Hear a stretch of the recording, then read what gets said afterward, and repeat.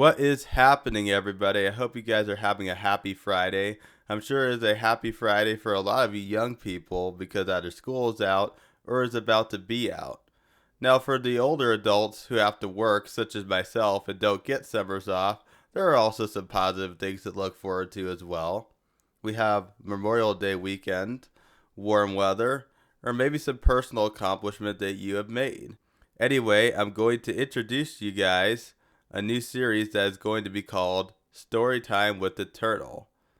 This series is going to be where I tell you a story whilst have some skiing footage in the background.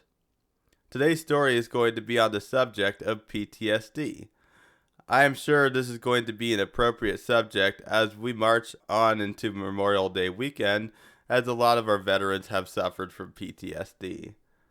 Now, I am someone who has a lot of PTSD from growing up. I just want to start off by making this very clear. I have not had an awful childhood.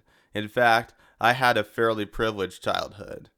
My PTSD more so has to do with how I react to my past rather than the actual past itself. I typically don't like to talk about my childhood all that much because of this reason. I have made a ton of typical child mistakes or had typical things happen to me that I am mostly too embarrassed or traumatized to even want to talk about. I haven't necessarily done anything extraordinarily bad or had something extraordinarily terrible happen to me. It's just the way my brain works, where I just want to forget about those bad memories and never talk about them. Today's story doesn't necessarily have to do with my childhood. It actually has something to do with something that happened more recently that I was just reminded of. As of this morning, the day I am writing the script for this video, I woke up from a dream last night that scared the living shit out of me. Keep in mind, this was only a dream, and a lot of the things I am about to discuss never actually happened. So anything that happened in the dream might not make sense, or may not be realistic. That is pretty much how a dream works. So, in this dream, it starts off with me skiing with my dad at a base in Colorado. At some point in the ski day, he goes to the emergency room. I don't remember what the reason was, but I just remember he had to go to the emergency room. I finish my ski day and then drive home from the ski resort. I get halfway home and then realize, oh fuck, I forgot my dad. So then I have to turn around and go pick him up. I was in fear of the complete embarrassment I was about to have to go through to explain myself on that one. If you think the dream is already insane, buckle your seatbelt because it's about to get even more insane. After I turn around, I continue to drive back to the ski resort. During the drive, I randomly look at Google Maps on the display in my Toyota. I see on Google Maps I am about to approach a huge traffic jam. I then look up back at the road and I realize, oh shit, and I slam on the brakes. Unfortunately, I didn't hit the brakes fast enough and I ended up hitting the car in front of me just barely. Now I have two problems under my belt. I left my dad at the emergency room at the ski resort, and now I just got into a car accident. After pulling over, I see the entire front of my new car was just completely crumbled up, and I am just freaking out. I am thinking to myself, no, not again. To be honest, I can't really recall what happened afterwards, but I do remember at some point in that dream I ended up fucking around with my car and it just miraculously got fixed. The main takeaway from this dream is it brought back bad memories from over a year and a half ago, where I totaled my last vehicle by practically falling asleep at the wheel. I woke up from that dream with fear and then relief that it didn't actually happen. Being reminded of what I had to go through during that car accident gives me anxiety. We are no longer talking about the dream, by the way. Everything at this point actually happened. Every time I have to bring up in conversations, I end up feeling extremely shitty because what I did that day was stupid as fuck. I irresponsibly decided to drive home from work when I was sleepy. You should never drive a vehicle when you are tired. It is actually worse than driving drunk. Waking up from that dream this morning brought back that fear I had a year and a half ago. What I had to go through is something I simply do not want to go through ever again. because it was a nightmare.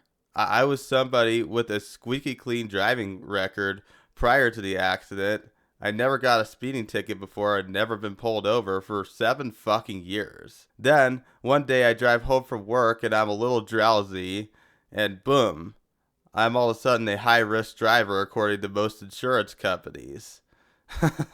I ended up being in and out of court for 5 months.